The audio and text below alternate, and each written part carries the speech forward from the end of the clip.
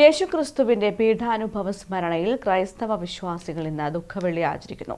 വിവിധ ദേവാലയങ്ങളിൽ പ്രത്യേക പ്രാർത്ഥനാ ചടങ്ങുകൾ നടക്കും. കുരിശുമരണത്തിന് മുന്നോടിയായി യേശുവിന്റെ പീഠാനുഭവങ്ങളുടെ ഓർമ്മ പുതുക്കാൻ കുരിശിന്റെ വഴിയിലും വിശ്വാസികൾ പങ്കെടുക്കും.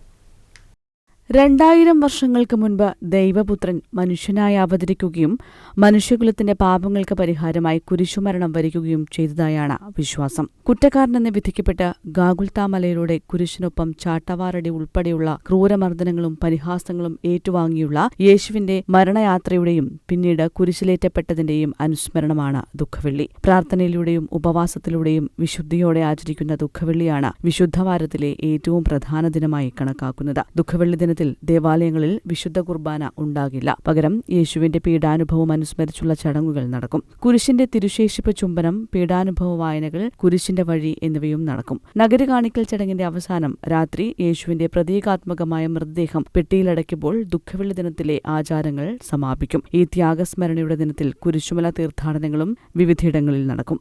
News desk, Kannur vision.